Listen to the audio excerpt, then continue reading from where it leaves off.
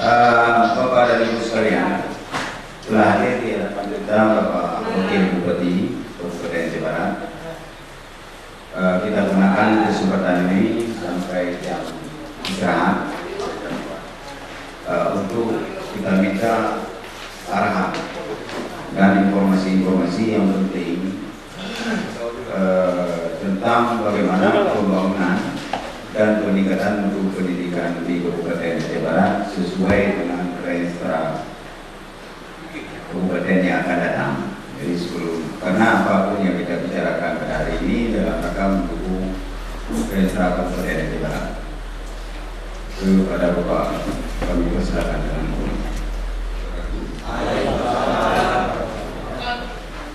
Alhamdulillah, syukur kepada Allah Subhanahu wa Ta'ala atas limpahan keberkahannya pada siang hari ini. Saya selamatkan sebuah kegiatan public hearing yang diselenggarakan oleh Masalah WSN untuk kita masyarakat di Aceh Barat ini. Kemudian salawat dan salam juga disampaikan pada Junjungan Alam Besar Sallallahu Alaihi Wasallam. Terima kasih Bapak Moderator dan juga panitia yang sudah memberikan kesempatan kepada saya selaku wakil bupati untuk dapat berdiskusi tentunya dengan Bapak dan Ibu serta public hearing yang dalam ini sangat bervariasi ya, ada dari guru, dari komite, dari tokoh-tokoh masyarakat dan lainnya. Jadi ada 32 titik yang harus dilakukan penjaringan aspirasi dengan masyarakat. Nah, harapan kita dari harapan dan informasi dan kebutuhan yang disampaikan oleh masyarakat kepada pemerintah ini dapat dijadikan sebagai bentuk usulan yang nantinya dituangkan dalam rencana pembangunan jangka menengah daerah untuk 5 tahun ke depan. Nah, memang tidak semua ini secara keseluruhan nanti mengena, ya. Tapi nanti bagaimana setiap dinas, setiap SKPD itu nanti yang akan memformulasikan, termasuk dalam hal pendidikan. Dalam hal pendidikan ini sebenarnya ini sifatnya lebih spesifik, ya. Khususnya menyangkut dengan peningkatan SDM dalam hal ini pendidikan dan kesehatan. Ini sebenarnya ini perlakuannya harus berbeda. Karena mengapa? Karena para pelaku di bidang pendidikan dan kesehatan ini berbeda dengan para pelaku di bidang ekonomi dan pembangunan. Ya. Nah, makanya dengan adanya public hearing ini juga bisa dijadikan sebagai masukan nantinya hasil dari public hearing ini ada sebuah rekomendasi dari harus dihasilkan yang nanti harus disampaikan melalui dinas pendidikan. Nah, mudah-mudahan harapan-harapan dari Bapak dan Ibu ini dapat dituangkan di dalam RPJM. Nah, kalau kita melihat amanah daripada Undang-Undang Dasar, amanah dari Undang-Undang Sistiknas ya, tahun 2003 dan juga amanah Undang-Undang Pemerintah Aceh, ini memang sudah dipertegas bahwa kebijakan pemerintah secara nasional ini untuk pendidikan ini sudah sangat tegas ya, bahwa untuk meningkatkan SDM secara nasional ini dialokasikan anggaran minimal 20% ini di APBN dan juga diharapkan ini juga bisa diwujudkan di level APBN.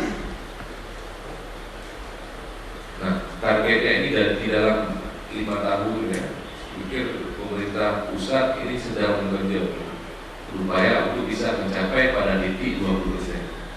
Walaupun sekarang ini belum perlu tahapan dan memang tidak bisa ya, langsung ya, karena ini harus disesuaikan lagi dengan program-program dan fokus pembangunan bidang lainnya. Nah, 20% ini yang harus kita gali kembali atau semua peruntukan untuk pendidikan ini itu apa? Nah, saya melihat bahwa semuanya pasti sepakat. Ketika kita berbicara isu pendidikan, semuanya ini mengarah kepada persoalan mutu pendidikan. Nah, ada masalah mutu. Artinya mutu ini diukur dari tingkat kelulusan misalnya. Nah, hasil pengumuman kemarin oleh sekolah, ini masih banyak sekolah-sekolah kita yang memang jumlah lulusannya itu masih rendah, dan kita itu rata-rata 83%. Artinya ada 17% yang tidak lulus. Nah, ini menunjukkan bahwa mutu pendidikan kita ini masih rendah. Kemudian bagaimana upaya kita lakukan untuk peningkatan mutu? Nah, apakah ini menjadi tugas pemerintah saya atau juga menjadi tugas masyarakat? Nah, tugas pemerintah tentu pemerintah nanti akan melakukan intervensi melalui jalur formal, melalui sekolah, melalui guru dalam rangka peningkatan mutu pendidikan itu. Tapi tugas masyarakat ini harus ada intervensi melalui komite sekolah ataupun orang tua murid daripada siswa tersebut. Dan ini harus kita yakin sampai guru itu terikat dengan bank. Betul ya? Semua terikat hutang. Harus dimiliki di setiap sekolah. Kemudian yang guru SMP dan guru SMA ini harus tamat S1. Jadi dengan kemampuan guru ini bisa untuk masa yang akan datang. Artinya pemerintah harus berpikir untuk menyediakan perumahan yang murah untuk guru misalnya, menyediakan kendaraan motor yang memadai untuk guru. Ini untuk menghindari terjadinya hutang yang tidak terkontrol. Jadi maksimal itu 50% dari gaji harus tinggal. Program yang dijalankan oleh teman-teman di dinas pendidikan ini jadi program bersama. Kemudian beberapa badan ibu yang barangkali ada anggapan terhadap perencanaan kita di masa yang akan datang, kami persilakan. Kalau bisa untuk pegawai atau untuk guru, karena dia banyak utang di bank, karena yang membuat berat bukan utangnya, bunganya. Jadi kamu utang, ibu utang ya terus. Jadi dua kamu utang, kadang ada duit. Kalau bisa bunga untuk guru atau untuk pegawai, kalau tidak di bank lain mungkin di BPD, UPNA. Kami coba menyampaikan program daripada Dinas yang dari sekian banyak itu disampaikan 3 yang tujuannya adalah bisa terwujud dalam pelaksanaan di sekolah. Kami ada program yang pertama sekali itu tahun ajaran baru 3 bulan anak harus lancar membaca. Tahun lalu telah kami lakukan, alhamdulillah telah sukses. Kemudian khusus untuk kelas 4, 5, dan 6 ini telah diharuskan untuk belajar bahasa Inggris. Bagi sekolah yang mampu melaksanakan kelas 1, 2, 3 itu silakan. Kenapa ini kami lakukan? Karena kami melihat salah satu kegiatan tingkat nasional yaitu lomba Olimpiade Sains. Ini soal-soalnya walaupun soal IPA dan matematika, tapi STEM soal dalam bahasa Inggris untuk tingkat SD. Kemudian lagi kami akan mengarahkan program berikutnya itu adalah pengenalan tentang penelitian bagi anak SD. Mungkin salah satu yang telah kami laksanakan di sekolah, kami mau menanam tanaman yang bisa dimanfaatkan untuk ginseng, walaupun hanya sekedar perkenalan. Nah, di sini kami bermasalah dengan dana. Kita melihat saat ini, kondisi saat ini, bahwa di SD dan SMP ada dana pos. Di SMP dana pos itu 354.000 per tahun per siswa. Sementara di SD 254.000 per tahun per siswa. Ada perbedaan 100 per siswa per pertama. Kemudian di SMP ada dana rutin, sementara di SD tidak ada. Selanjutnya kita banding lagi dengan TK. TK ada diberikan dana DBU 4 juta per tahun. Tetapi di TK masih ada sumbangan-sumbangan yang diberikan wali murid kepada sekolah. Kalau kita lihat perbandingan ini, jelas di SD ini kekurangan sekali dibandingkan 3 sekolah ini tadi, 3 tingkatan ini. Nah, kiranya kami memohon pada kesempatan ini, hal ini mari kita pikirkan. Bagaimana penambahan dana di tingkat kabupaten kepada SD, sehingga apa yang program dipikirkan oleh kepala sekolah ini bisa terlaksana. Saya rasa ini saja dulu pemikiran dari kami. Terima kasih. Wabillahi taufiq wal hidayah. Wassalamualaikum. Bapak Wakil Bupati yang kami banggakan. Pada kesempatan ini Pak, saya langsung masuk ke pertanyaan. Bahwasanya mendengar dari uraian dari Bapak tadi, saya sangat tertarik dalam membicarakan masalah peningkatan mutu ke depan, yaitu ada 3 aspek, yaitu guru, murid, dan sarana dan prasarana pendukung.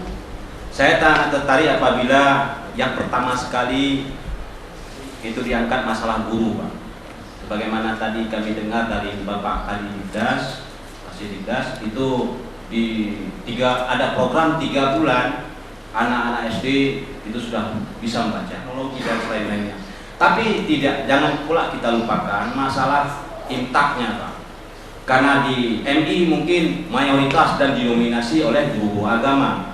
Nah, sekarang mana yang harus kita prioritaskan terlebih dahulu? Mungkin ada tindakan ataupun tindak lebih lanjut daripada pengambil kebijakan di kabupaten, dan hanya kami menyampaikan itu, Pak. Termasuk saran daripada teman kami tadi, rendahnya guru mengajar ataupun kualitas guru itu sangat banyak terhutang, Pak. Hampir 99% guru-guru baik SD, MI sampai ke MA itu berhutang nih, Pak. Terjerat dengan hutang. Dan sekarang yang paling mendongkol kami, bunga bank terlalu besar.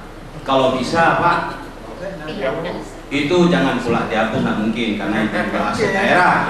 Tetapi tolong dipertimbangkan minimal, Pak, 5%. Inilah mungkin yang dapat kami sampaikan, Pak. Terima kasih. Wabillahi taufiq wal hidayah.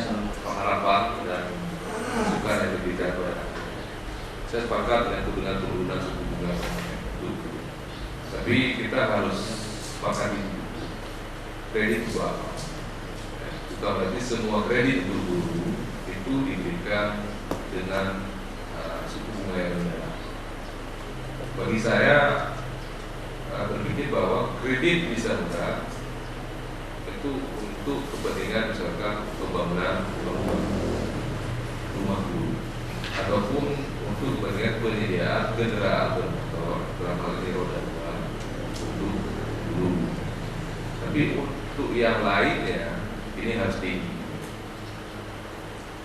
Karena untuk bisnis harus tinggi. Kenapa? Supaya ini nanti guru tidak berkonsentrasi, kan? Jadi guru berubah juga, nanti berubah dari pebisnis pula, kan? Bisa juga dipikirkan, Pak. Iya, bisa. Tapi makanya ada strateginya. Jadi ada program yang memang nanti diciptakan dari dinas, program penyediaan rumah guru, dengan program kredit rumah murah, kredit murah, atau kredit lunak untuk rumah dulu bukan pemborosan itu jadinya. Nah, kemudian menyangkut dengan peningkatan apa yang diprogramkan oleh Dinas Pendidikan ini juga. Jadi ada istilahnya program wajib membaca. Jadi program wajib membaca untuk SD itu kelas 1 harus wajib baca. Itu didulukan angkanya sekian miliar. Ini padu bro dan itu kan. Kemudian alat ukur dia itu program itu berhasil atau tidak ada. Dan itu nggak bisa begitu. Ke depan kita harus main angka-angka. Ketika kita berbicara tingkatan guru, berapa orang yang harus kita tingkatkan? Nah, bukti bahwa kemampuan yang sudah meningkat apa? Mungkin sudah menguasai metode Kunadi wajib baca dahulu. Kemudian sekarang ada program pendidikan 9 tahun kan? Ini memang ini kebijakan nasional. Jadi tidak ada anak-anak di Aceh Barat ke depan yang tidak lulus, tidak dapat menikmati sekolah menengah pertama. Ini memang kewajiban kita sudah menentukan. Nah, jadi sedikit itu beberapa hal yang dapat saya jawab yang disebut dengan pendidikan ini. Menyangkut dengan pendidikan non formal, mungkin kita juga akan mendorong ini nantinya. Karena sekarang selain pendidikan formal ada pendidikan non formal. Sampai ke pendidikan non formal, pendidikan daerah non formal kemudian juga ada pendidikan daya. Jadi 20% itu juga termasuk untuk kepentingan pendidikan non formal dan juga pendidikan daya. Cuma formulasinya bagaimana untuk pendidikan daya? Dalam hal apa kita akan dukung pembiayaan? Misalkan untuk daya, karena daya ini tidak ada bencana juga. Oh, untuk insentif guru di pesantren itu harus jelas berapa orang dan berapa angkanya. Dan ini harus datanya juga harus jelas. Kemudian apakah daya itu memang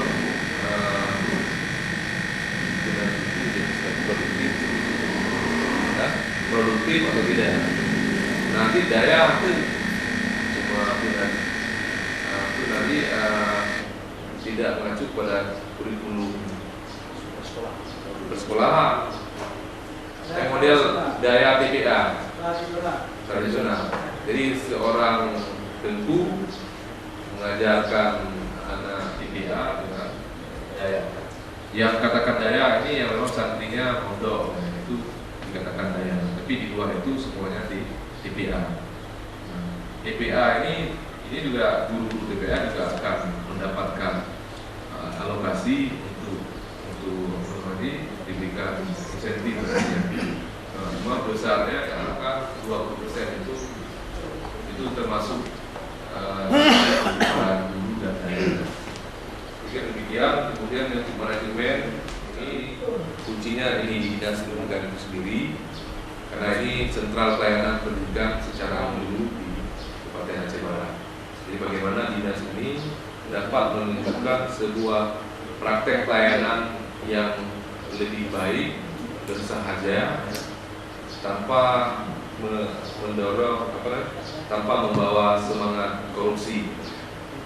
Jadi ke depan harapan kita tidak ada pemotongan biaya-biaya yang tidak formal. Kalaupun ada pemotongan biaya, itu semuanya harus melalui sebuah aturan. Misalnya kalau ada kepala sekolah itu minta dilayani di dinas, kalau ada motivasi biaya, ini harus jelas motivasi biaya untuk apa. Tapi kalau memang tidak jelas, seperti itu pungutan biaya, dan itu hal seperti itu harus kita berantas. Kadang-kadang ada kepala sekolah ini tidak punya kemampuan untuk menyusun rencana sekolah. Ini sering dibebankan kepada teman-teman di dinas. Kalau diminta uang oleh teman-teman dinas atas jasa penyusunan program itu wajar. Kenapa? Karena ini tugas sekolah sebenarnya dengan tim sekolah. Jadi itu banyak juga naik dan kepeng karena jasa bro, kayak salah kutipan oleh dinas. Ini kan pekerjaannya kayak itu mulai. Nah ini tanya buku ya, dulu bawanya rumah. Saya melihat ini di dalamnya ada sekolah-sekolah tidak mampu menyusun rencana sekolah. Dan ini saya harap dinas harus punya program untuk apa namanya, pelatihan untuk penyusunan rencana sekolah tadi. Ini harus ada, sehingga nanti beban sekolah tidak lari ke dinas. Jadi kalau beban sekolahnya kerja gitu, tidak ke dinas, berarti dinas kan lebih ringan.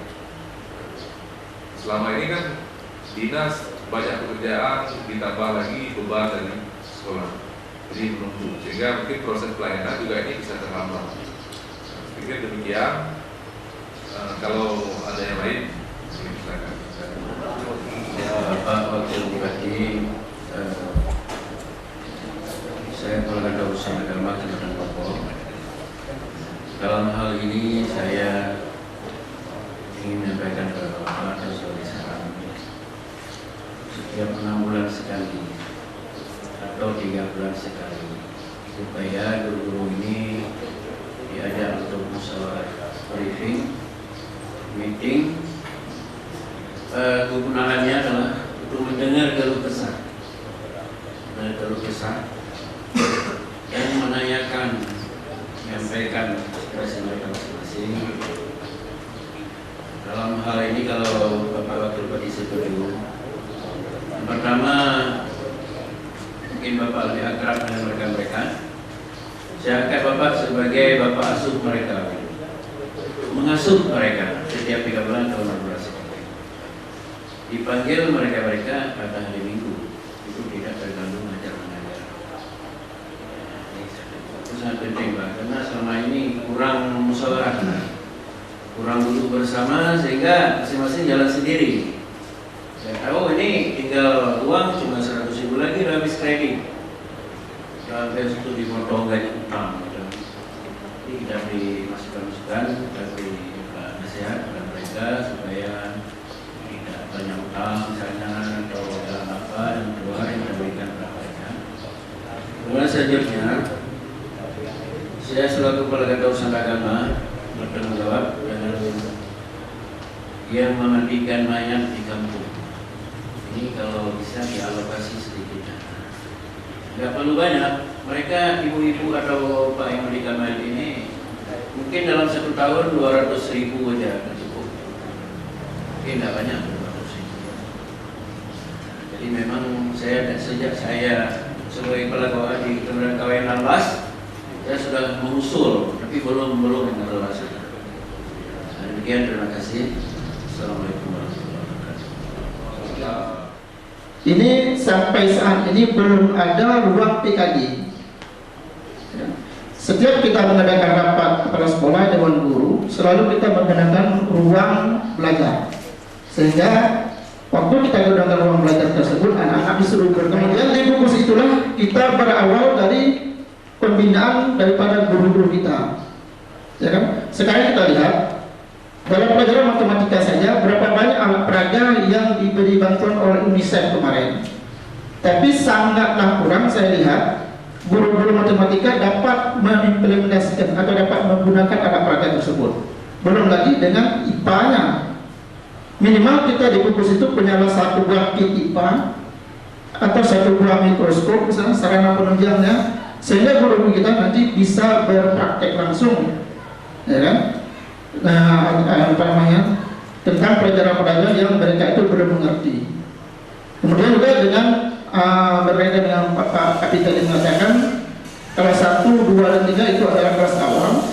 Kami punya teori, saya lihat yang disampaikan oleh fasilitator dari Jawa dulu, itu ada trik tersendiri dalam mengajar kelas 1, sehingga kelas 1 itu diharapkan cepat dalam membaca. Itu ada trik tersendiri. Inilah yang disebut dengan pembelajaran aktif sekarang, yang lagi berkembang. Pembelajaran aktif, kreatif, dan menyenangkan. lanjutan dari belajar CPSA. Kalau pada platform ini semuanya aktif, siswa aktif, gurunya kreatif.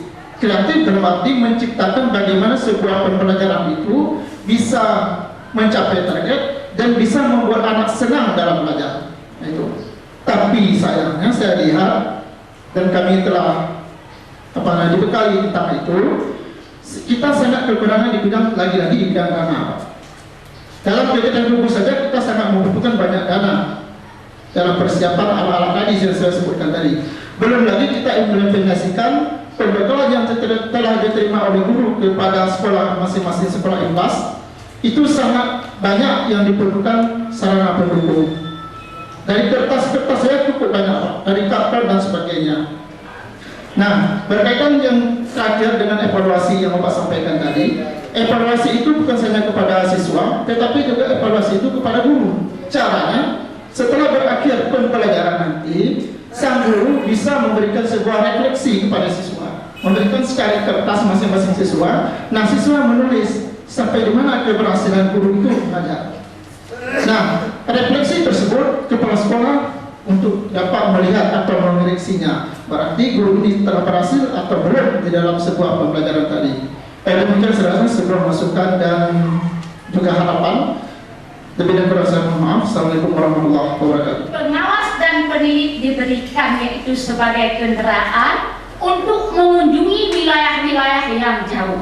Tapi kalau sekarang setelah komplit, yaitu kendaraannya sampai sekarang belum ada. Kalau dulu kami sudah pernah mengadakan pertemuan ya Pak Said dengan Pak Teguh Alan Campanda, bahwa beliau telah merekomendasikan dan sudah berjanji akan disediakan fasilitas itu kepada pengawas dan pendidik. Tapi sampai sekarang masih belum ada kabarnya. Hanya ini sebagai saran daripada pengawas atau pendidik generasi muda. Lebih kurang saya ucapkan terima kasih. Assalamualaikum warahmatullahi wabarakatuh. Terima kasih sekali lagi saudara atas masukan dan informasi yang disampaikan. Bahwa apa yang dari harapan Bapak ini mudah-mudahan ini dapat segera kita masukkan dalam penyusunan RPJMD. Nah, saya menjawab pertanyaan yang pertama tadi dari Pak Ramli bahwa menyangkut dengan usulan pentingnya adanya pertemuan secara reguler di tingkat guru. Nah, sebenarnya ini pertemuan seperti ini kan efektif dilakukan ya, di setiap PKG ya. Ada pusat kegiatan guru ya. Kalau dulu saya teringat waktu masa-masa saya sekolah, guru-guru itu suka kumpul di PKG ya. Mereka ada punya kegiatan yang kontinu untuk melakukan evaluasi, peningkatan kemampuan dan segala macam di PKG. Saya kira sekarang juga masih ada. Nah, untuk ke depan ini perlu mendapat perhatian kita agar persoalan-persoalan guru ini dapat segera teratasi melalui program yang dilaksanakan oleh dinas melalui PKG. Tentu ini harus didukung dengan pembiayaan. Saya sepakat dengan ide Pak Fauzi tadi bahwa sekarang banyak betul ya dukungan, bantuan, peralatan segala macam. Tapi kita terbatas kemampuan untuk beroperasikan. Tentu ini harus kita pikirkan supaya ini dapat digunakan.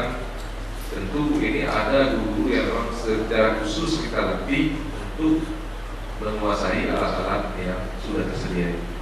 Dan program ini sangat mungkin dimasukkan. Sudah dimasukkan Pak.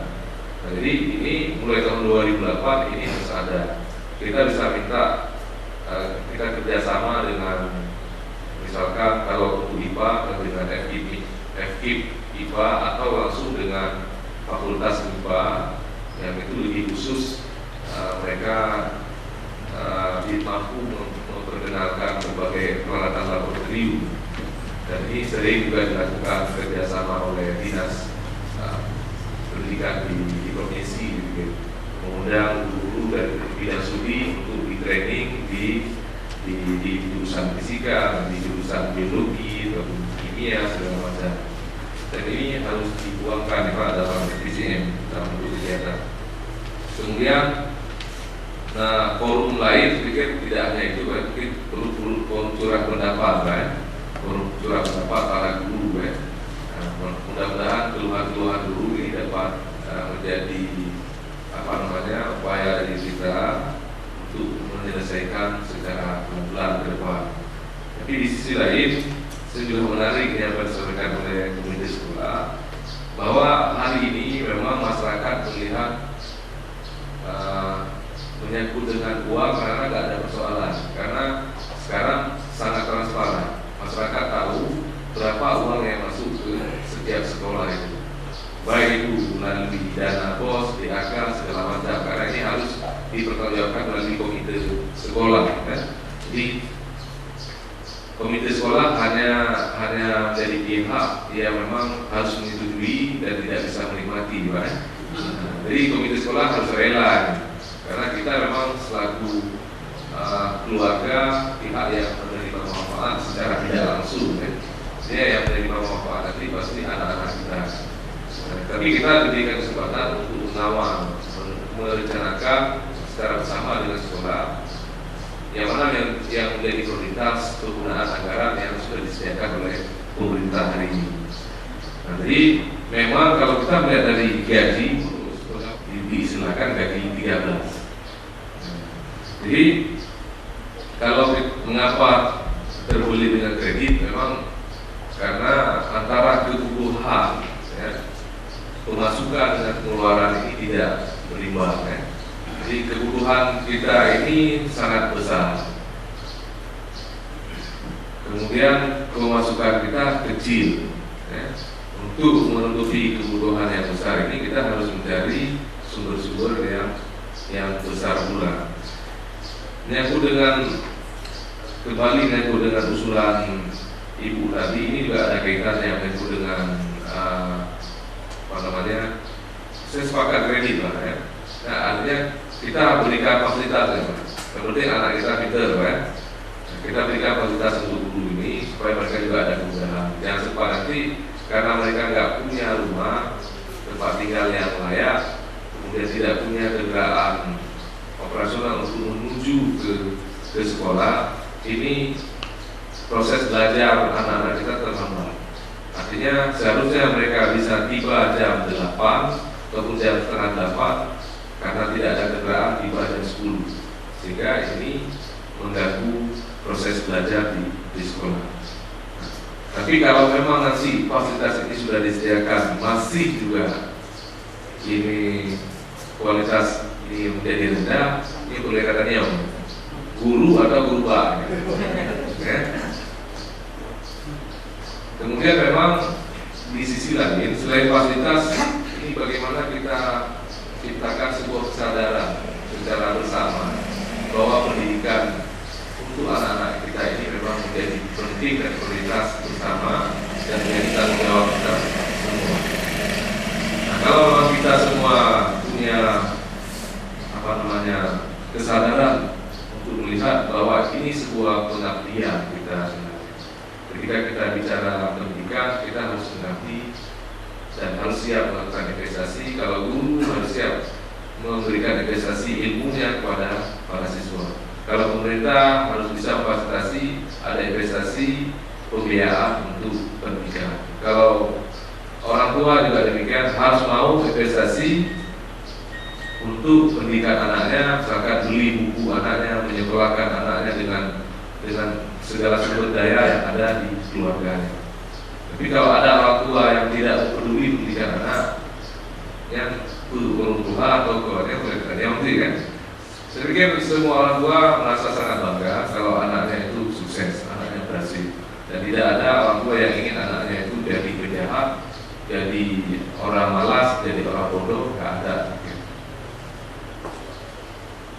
Kecuali orang tuanya demikian mau supaya ada regenerasi. Jadi kalau orang tuanya penjahat, ingin anaknya jahat, berarti dia ingin turunkan jahatnya itu pada anaknya. Tapi jarang kita temukan itu. Seorang petani itu tidak ingin anaknya jadi petani. Karena apa? Karena dirasakan hidup sebagai petani fitrah. Nah, paling tidak anak saya harus jadi insinyur pertanian. Begitu juga guru. Ya, mungkin pilihan anaknya menjadi guru itu pilihan terakhir, bukan pilihan pertama. pasti anak, karena guru, karena apa? Karena menjadi guru ini penghasilannya sangat rendah sekali. Karena mengapa? Semuanya harus kredit. Tentu supaya lebih bagus anaknya harus jadi dokter. Karena kalau jadi dokter nanti setiap hari ada yang terluang pada saat buka praktek. Makanya jadi guru nggak ada yang antar luang setiap hari, tunggu setiap bulan dibayar gajinya. Itu bedanya. Kemudian menyangkut dengan PKG, karena ini menyangkut dengan pembinaan komite ini sebenarnya ini donatur ya Pak. Seharusnya komite ini yang memberikan kepada guru. Misalnya karena komite ini melihat guru ada sekolah yang memang yang dibina ini punya masalah dengan misalnya kendaraan guru, komite mendapatkan doa guru.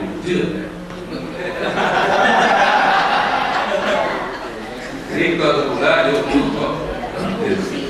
ada nggak kesadaran daripada komite untuk seperti itu? Nah kalau karena laginya aman loh. Jadi komite ini selain kita harapkan tidak hanya menuntut agar sekolah harus begini, guru seperti ini, tapi dia harus ada kewajiban.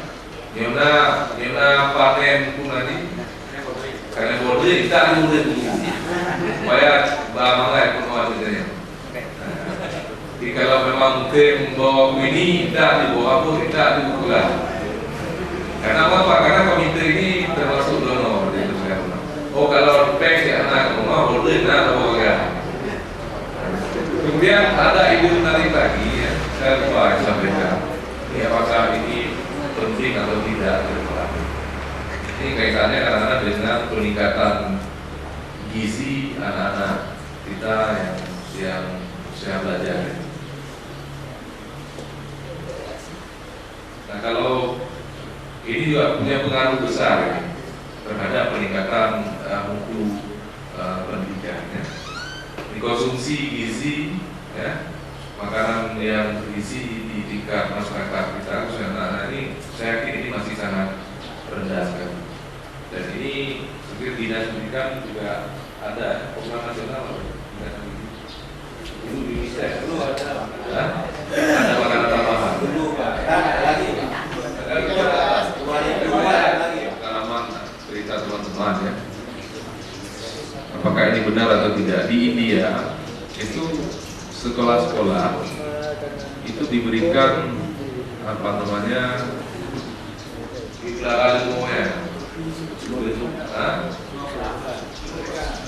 sapi beras ya. Jadi dinas sekolah itu dihibahkan sekian ekor sapi beras tidak kan. Jadi dari susu sapi beras itu diberikan setiap harinya pada siswa. Jadi tiap sekolah diberi itu. Jadi betul-betul ya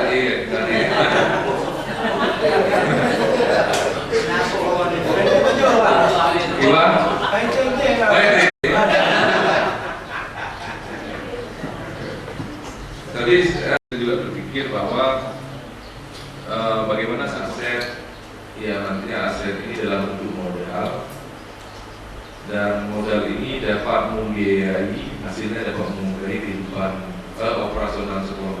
Ini juga harus kita pikirkan karena kita berpikir jangka panjang sampai kapan pemerintah ini hanya mampu membiayai secara langsung. Dan juga kita berpikir misalnya begini, ada masyarakat desa, jadi kita hibahkan saja sekian petak sawah untuk sekolah. Kalau ada hasil dari sawah ini, bila untuk sekolah, dan bisa beban pemerintah khususnya untuk membiayai biaya operasional sekolah ini semakin kecil. Jadi kita pikir udahin kan, sehingga nanti yang kita dorong adalah sekolah-sekolah yang mandiri. Ini butuh kreativitas daripada pihak sekolah untuk memikirkan ini bagaimana belajar. Nah, jadi metode untuk membuat anak-anak betah dan senangnya harus kamu know baru lain. Dan ini hana tempat menuh di SMA kan, pakai kan, sangke pasar kembang kan. Kalau pakai tu Sudah kan? Ya dilihat CBSA kan? Jadi Lembaga Fikih benar Pak Andri supaya tidak salah persepsi dengan komite, tapi kewajiban Bapak itu wajib untuk mengawasi penggunaan anggaran yang dialokasikan oleh pemerintah untuk menunjang kegiatan belajar anak-anak di sekolah ini. Saya akhiri bila taufiq wal hidayah. Assalamualaikum warahmatullahi wabarakatuh.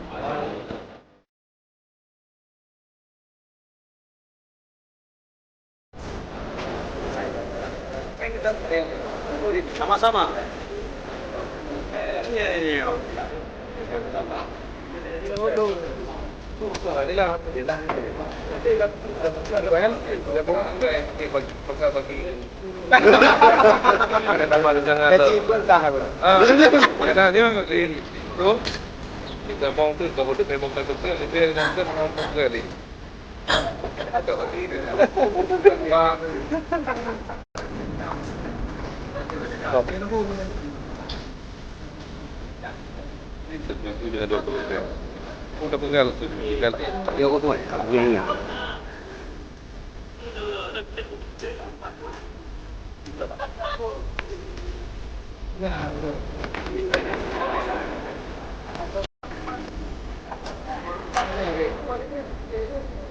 Ya, ngawak ya.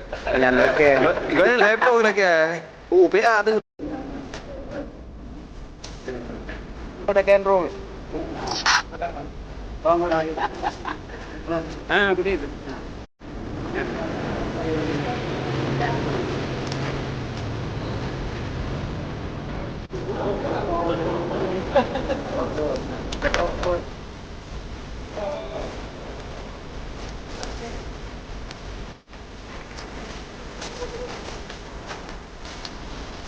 Cái bahasa Arab ni mantap.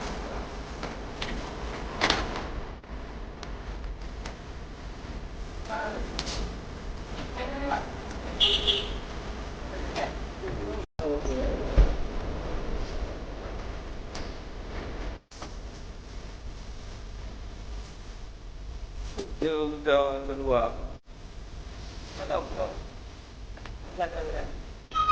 Yang lagi ya?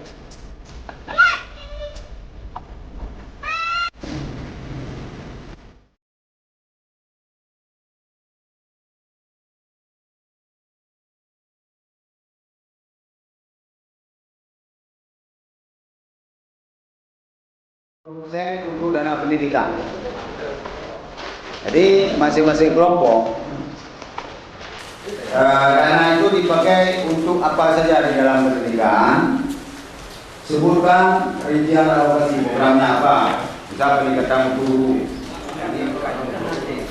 Pengembangan mutu buku dicari.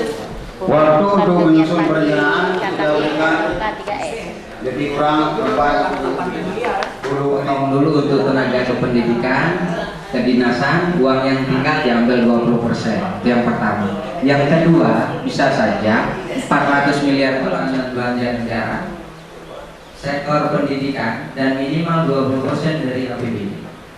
Jadi gaji pendidik, bukan gaji aparatur negara. Nah, sekarang kita itu gaji pendidik itu analogikan guru saja, bukan yang lain. Supaya saya kasih tahu. Ada satu lagi sudut pandang 400 miliar langsung diambil 20%, tergantung bagian bawah yang mana. Bapak sudah lihat ini bukunya undang-undang sebelumnya, saya bilang bahwa bapak lagi sekali lagi bahasa ini apa maksudnya? Apa saja bidang-bidang pekerjaan peningkatan mutu poin menyenang kita bagi cuma besok pagi ini buat angka itu pengen lagi menyenang kita bagi pokoknya acara ILF yang saya hormati. Sekarang inilah hasil karya kami yang dua ini sudah sama dengan 80 miliar.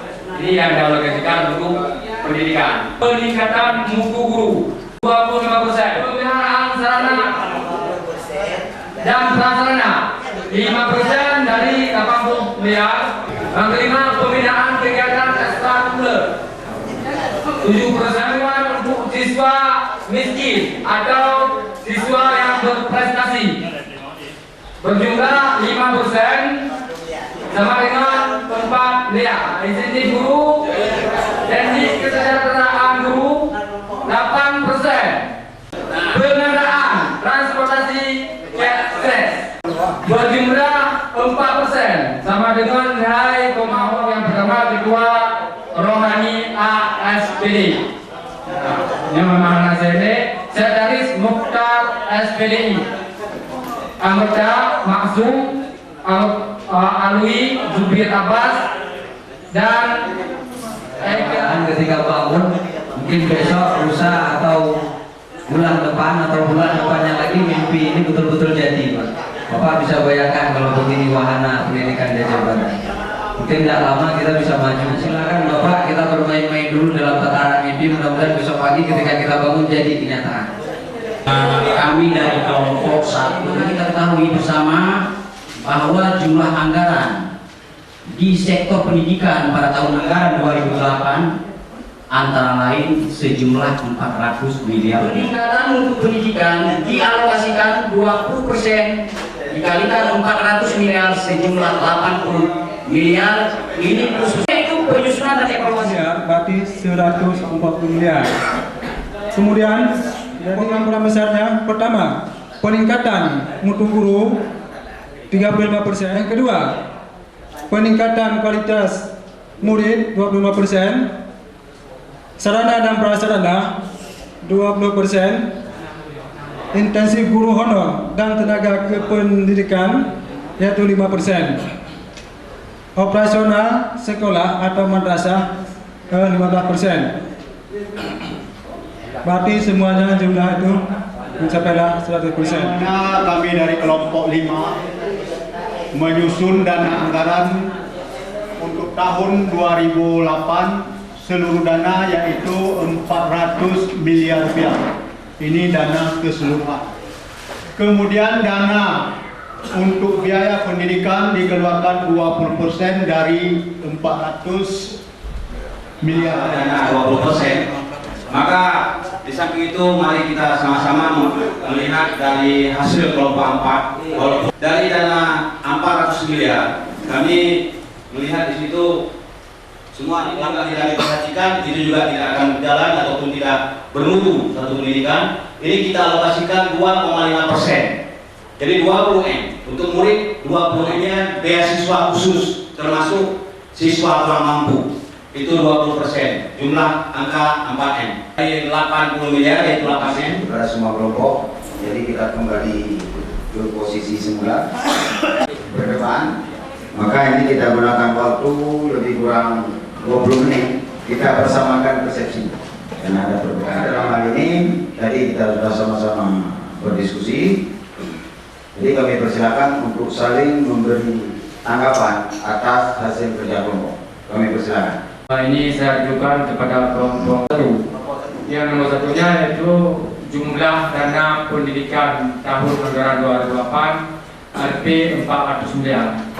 Kalau menurut saya kalau 400 miliar dana pendidikan itu bagaimana? Ya. Kami memang itu bukan dari APBK. Jadi kami punya asumsi tadi itu adalah anggaran APBN untuk sektor pendidikan 400 miliar. Makanya kami buat sedemikian rupa. Nah, cuma itu aja. Ingat Bapak, oke benar. Kalau seandainya dananya bukan 400 miliar, tapi yang lain setelah diambil 20% dapat 400 miliar. Nah, kasus yang diberikan tadi, Bapak dan kelompoknya tidak melihat yang ada 400 ambil 20 atau bagaimana, itu yang menjadi alokasi untuk dunia pendidikan. Nah, 400 itu bukan kita kasih dari 20%, tapi masih 100% yang belum diambil 20-nya. Jadi mudah-mudahan ini juga bimbing kita, Pak. Dikala tambah emas kita kelola sendiri, dikala ada BPD kita 10 triliun itu kita tambah. Dan ini itu mudah-mudahan tidak hanya berbatas di 80 miliar, mungkin sampai di sini ke 400 miliar. Dan mudah-mudahan dengan tulisan Bapak itu juga menjadi doa, Pak. Sama kelompok 3 yang ingin kami tahu mengenai dengan hasil daripada kelompok 6. dari mana mereka memperoleh dana yang 52 M itu persentase dari mana sehingga untuk dalam bidang pendidikan atau peningkatan mutu di bidang pendidikan. Sedangkan 400 M itu adalah APBD, kemudian juga target 20% untuk pendidikan. Sengaja kami tulis begini, biar bapak-bapak yang itu punya koleksi terhadap kami. Dari hari ke hari, dari bulan ke bulan, GSF ini bersusah payah menspor untuk memperjuangkan dana 20% itu. Ternyata masih ada di antara teman-teman kelompok 3 sengaja membuat yang demikian rupa. Yang perlu kami pertanyakan, setujukah dari kelompok 1 ini atas usulan yang sedang kita dengung-dengungkan kepada pimpinan kita, anggaran 20% itu setujukah kita perjuangkan? Cuma itu. Setuju, sama setuju. Oke. Apalagi kami RI Pak nih, sangat kekurangan anggaran. Swasta masih 11 buah di Kabupaten Aceh Barat, termasuk saya. Yang perlu kita ingat bahwa memang semua dana 400 miliar itu Pak, cuma 7 miliar yang Aceh Barat. Selebihnya semua uang dari pusat, dari provinsi atau dari yang kita inginkan sekarang 20% dari dana DAO, bukan dari dana DAK dan dana SDA. Nah, jadi dana DAO itu ya sekitar 400 miliar itu apakah sudah bersih atau belum kita mencoba. Jadi nanti di dalam pembahasan anggaran kita harapkan anggaran tahun berjalan 20%. Inilah mungkin beberapa pandangan tentang bagaimana pengertian 20% dari APBD. Nah, sadar proses, kita perlu dana di situ. Berapa persen? Itulah yang tadi disuruh ke Bapak. Proses belajarnya apakah sudah efektif? Kan begitu. Harus pakai apa? Kalau tidak beres berarti apanya yang tidak beres? Harus beli apa? Harus disiapkan apa pada saat berproses sampai proses BBM di dalam kelas itu menjadi standar. Itu berkaitan dengan dana. Terus standar pendidikan dan tenaga pendidikan itu juga berbau uang, seperti kata Pak Alex. Sebelum saya tutup acara, saya minta tolong pada Bapak untuk mengisi lembaran evaluasi KW16 ini, anak-anak KW16 ini. Saya hakul yakin bahkan mungkin lebih daripada 400 miliar bisa menanamkan batang itu bukan untuk dimakan oleh beliau, tetapi untuk anak cucu dan umat hamba Allah. Itu yang dilakukan oleh orang-orang zaman dahulu. Dan hari ini saya mengajak kepada Bapak hari ini, yang bahwa yang kita perjuangkan kita hari ini adalah hanya satu, untuk hamba Allah dan untuk umat Nabi Muhammad SAW. Saya mohon maaf mungkin ada kesalahan dan kekasaran baik dari saya dan staf saya dari BSF, mungkin ada kelemahan dan ada yang lebih dilakukan oleh staf saya dan mungkin juga yang dilakukan oleh Pesator, ada terbentak, ada kecewa dan sakit hati bahwa Pak saya di sini selama pimpinan BSF memohon maaf sebesar-besarnya kepada Bapak sehingga ya suatu saat dimanapun kita ketemu, dimanapun kita jumpa, ini masih ada proses saat publik hearing. Saat publik hearing nanti, saat diskusi publik, kita akan hadir bersama-sama ke Melabu untuk kita relay dengan radio, kita live dengan radio, kita hadirkan bupati, kita hadirkan ketua DPR, kita hadirkan kepala dinas pendidikan, kita hadirkan kader Pak sebagai narasumber dan bapak dari seluruh sekolah SDMI, baik komite maupun kita teken dan bupati teken, kita serahkan itu kepada Bupati Aceh Barat. Itulah proposal kita. Di samping sudah hujan dan sudah sangat lama, saya mohon maaf juga. Saya mengucapkan alhamdulillah forum pada sore hari ini program publik hearing untuk DPKW 16 dan KW 16 dengan resmi saya tutup.